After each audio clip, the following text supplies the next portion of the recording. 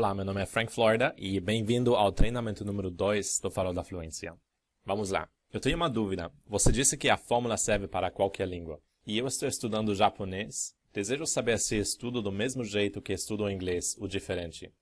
É porque tem aquilo das combinações dos kanjis e tem alguns kanjis um pouco mais complicados e que não usa muito. Eu estudo eles também? Tenho estudado por kanji até agora, mas o que você recomenda? Então, no módulo Perguntas e Respostas, eu falo um pouco sobre idiomas mais difíceis e também sobre idiomas com outros alfabetos. O processo de aprendizado é basicamente o mesmo, mas os japoneses têm 4 alfabetos diferentes. Eles têm o nosso, o romanji, eles têm o katakana, o hiragana e o kanji. O kanji é o único que está baseado só na memorização, ou seja, apenas no lado direito do cérebro. Porque esse alfabeto provém da China. O único jeito de aprendê-lo é sem a memorização, infelizmente. Mas você pode e deve utilizar mnemônicos. Comece com romanji, depois adicione o hiragana, terceiro katakana e só no final os kanjis. E com os kanji, comece com os mais comuns e estude os mais raros e os mais complicados só depois de ter uma base.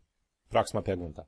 Frank, há algum tipo de exercício para saber qual tipo somos? Não estou muito certo do meu, e acho que quando eu souber mesmo, vai ajudar e acelerar o processo de aprendizado. Já sei que não sou sinestésico, mas sempre quando ouço algum noticiário e vejo alguma palavra ou frase interessante, fico lembrando dela. Particularmente lembro muito de verbos e adjetivos assim, vendo eles sendo usados.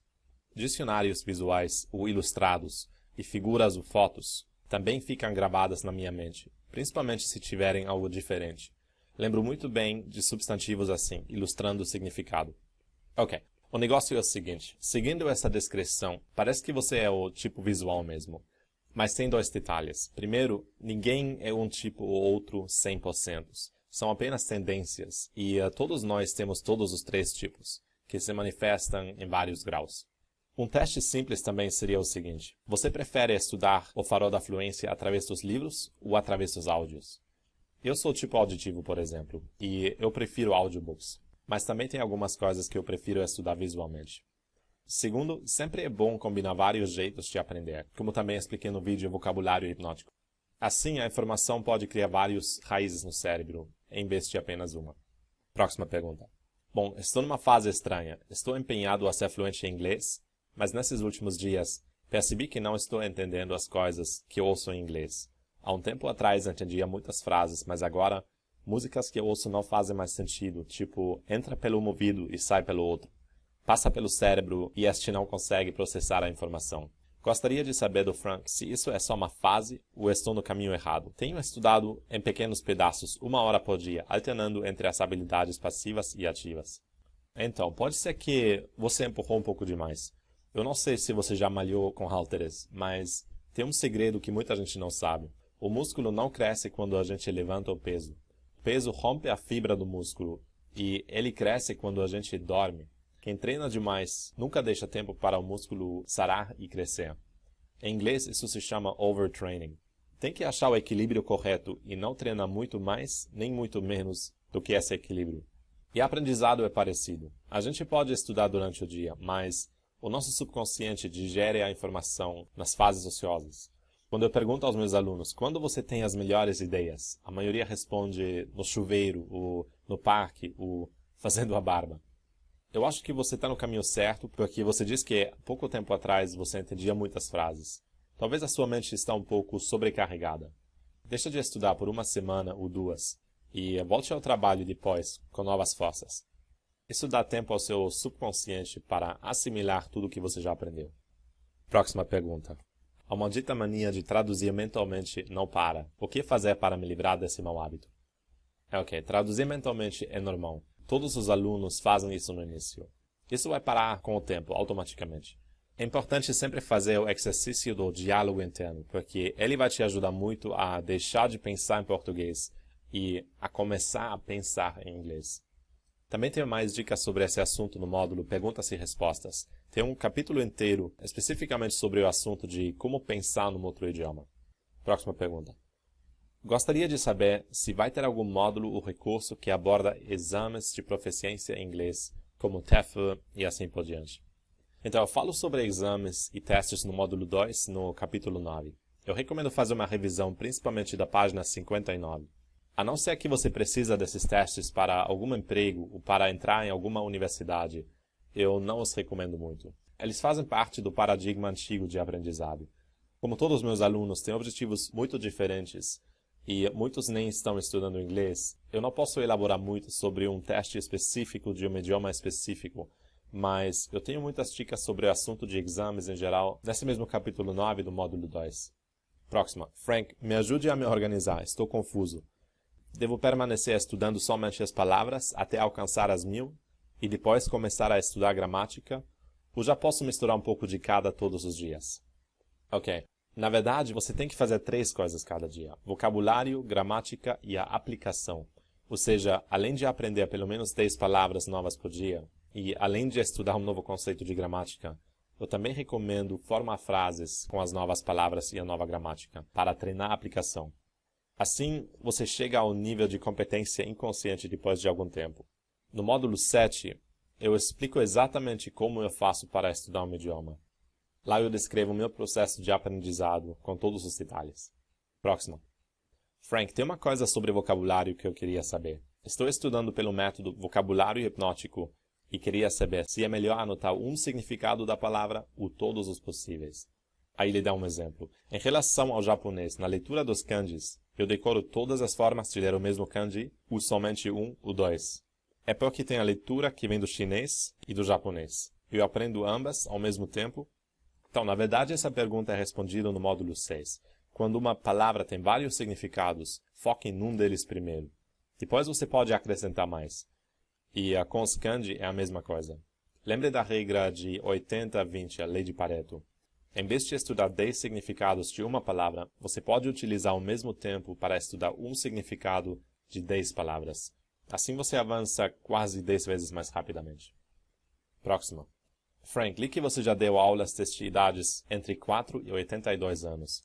Concordo que idade não é problema, mas como você ensinou alguém de 4 anos? Há alguma mudança no método para crianças e idosos, por assim dizer? Fiquei curioso, até porque você falou que as crianças vivem no cérebro direito delas. Aí veio a curiosidade. Então, com crianças, o ensino é muito mais focado em brincadeiras, joguinhos e canções e essas coisas. Ou seja, nas habilidades do lado direito do cérebro mesmo. Tem estudos que mostram que o hemisfério esquerdo do cérebro não se desenvolve antes dos 6 anos de idade na maioria das crianças. Também é um ensino focado apenas nas habilidades orais, tanto as passivas como as ativas. Porque claro que a maioria das crianças de 4 anos ainda não sabem escrever. Outra coisa que eu queria te perguntar. Teu cérebro também cansa após o dia inteiro falando e pensando no outro idioma? Pois aqui chega ao fim do dia e tô quase soltando uns português de cansado. Essa pergunta vem de um aluno que está na Nova Zelândia. E isso é muito normal.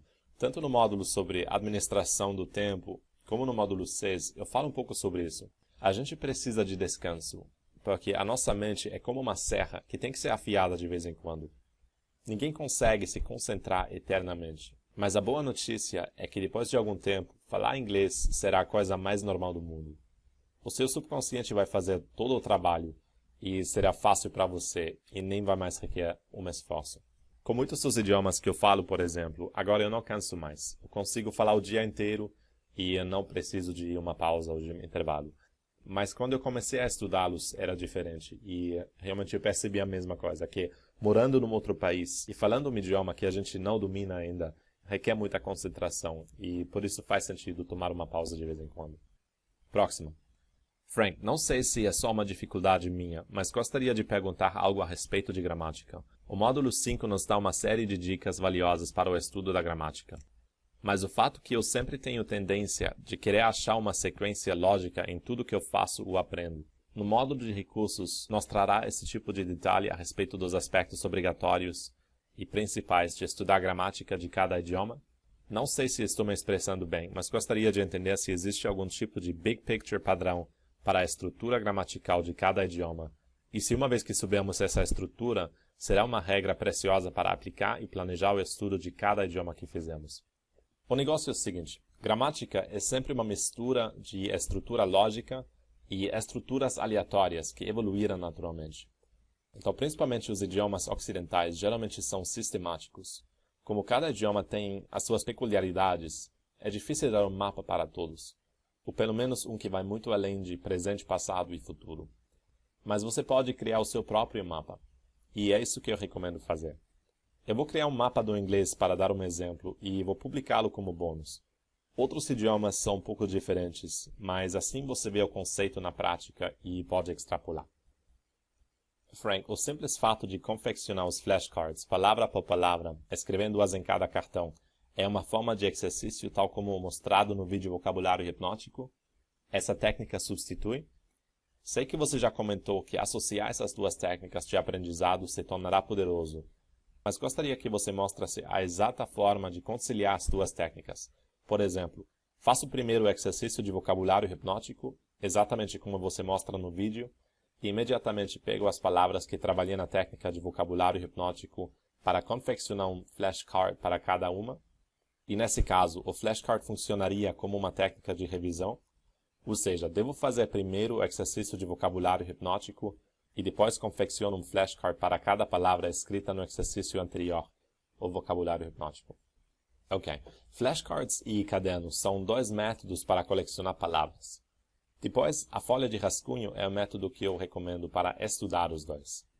Quando você leva os flashcards para fazer compras, por exemplo, trabalhar com rascunho não é possível, mas estudando em casa eu recomendo sempre escrever as palavras também, que nem mencionei no vídeo.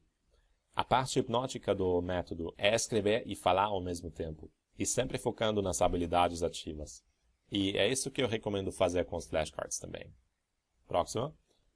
Hoje completei um total de 600 palavras, uma média de 20 palavras por dia, desde que começou o curso. Quanto às frases, estou um pouco mais lento, pois dá mais trabalho, mas já consegui formar e traduzir, com a ajuda de fóruns, umas 50. Além disso, estou ouvindo podcasts, séries e filmes, e tentando traduzir alguns trechos. Assim, depois de ter feito as tarefas acima, o que você acha sobre a conversação via Skype? Você recomenda começar com chat, teclando, voz ou os dois juntos? Em outras palavras, qual é o melhor momento para se começar a falar pelo Skype? Então, 50 frases é muito pouco. Eu recomendo aumentar o tempo que você passa com frases. Seria melhor formar umas 10 frases por dia também, mesmo frases simples. Mas se você estuda um conceito de gramática por dia, por exemplo, seria legal aplicar esse conceito umas 10 vezes para realmente se acostumar com a estrutura e para chegar à competência inconsciente. Decorar palavras é só a metade do trabalho. A formação de frases com essas palavras é a outra metade. E sempre tenha a certeza de verificar que as frases estão corretas. Tem várias dicas sobre esse assunto no curso também. Eu recomendo que você comece a ter conversas a partir do momento que você chega ao nível que eu chamo de threshold, quando você já tem suficiente vocabulário para manter uma conversa básica. E ficar teclando pode ser um passo intermediário.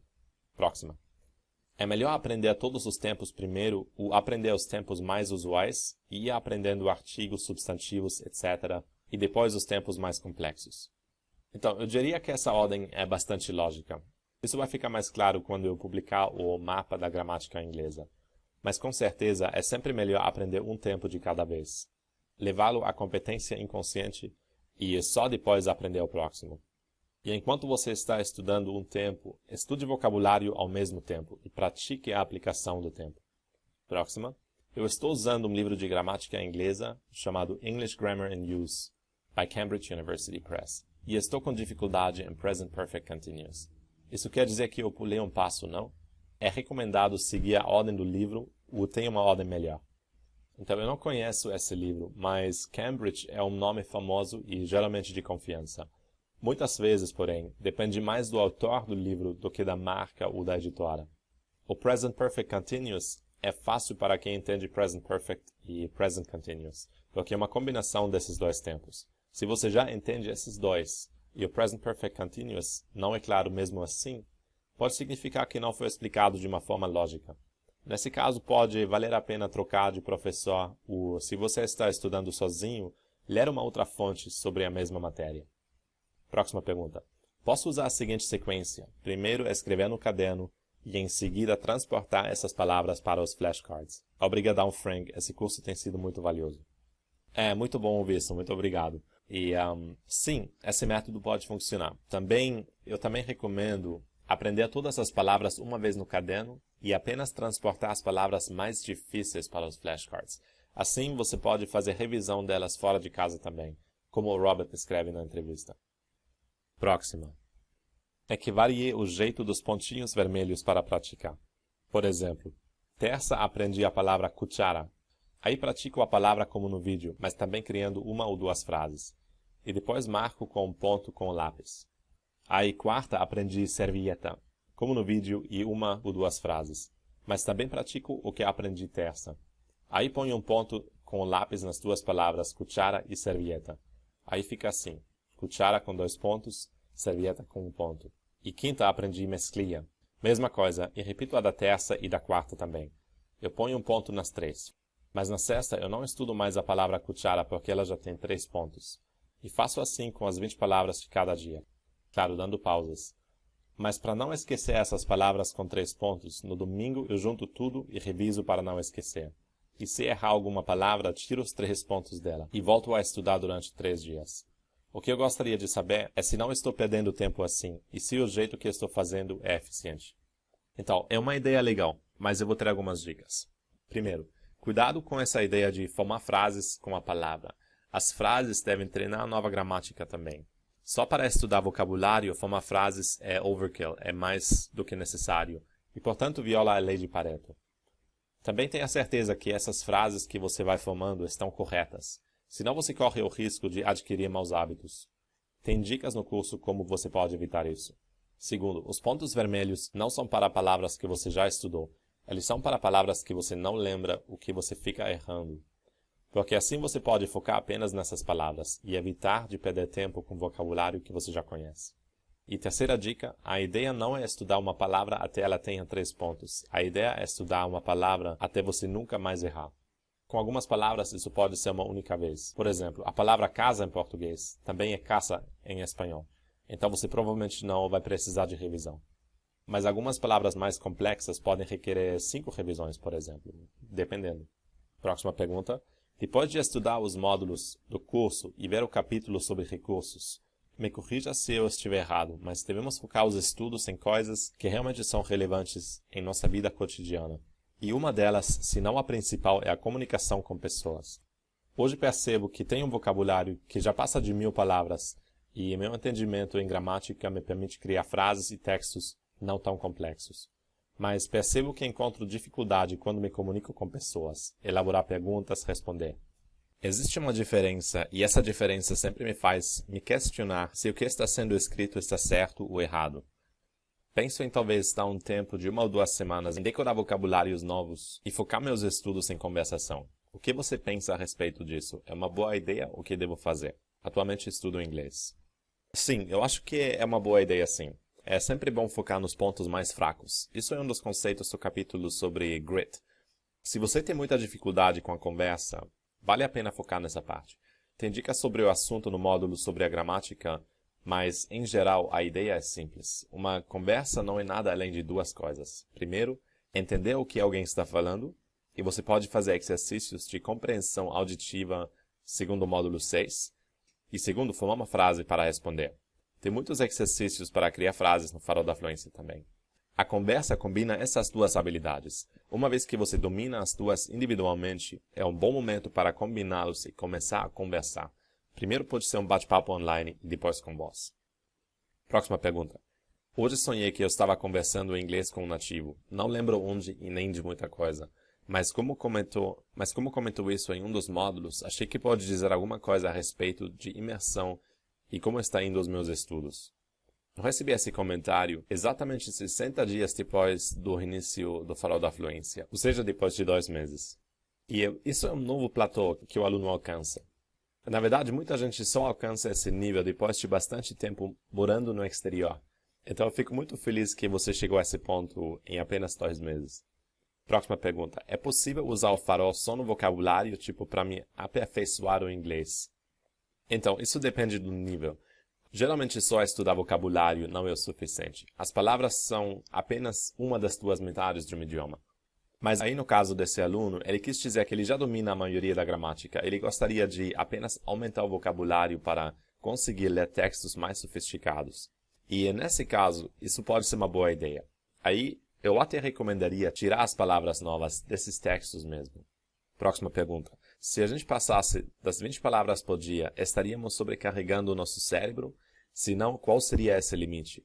É que algumas lições do Live Moksha já cheguei a ter 25 palavras por dia. Geralmente ultrapasso 1 ou 2 por dia.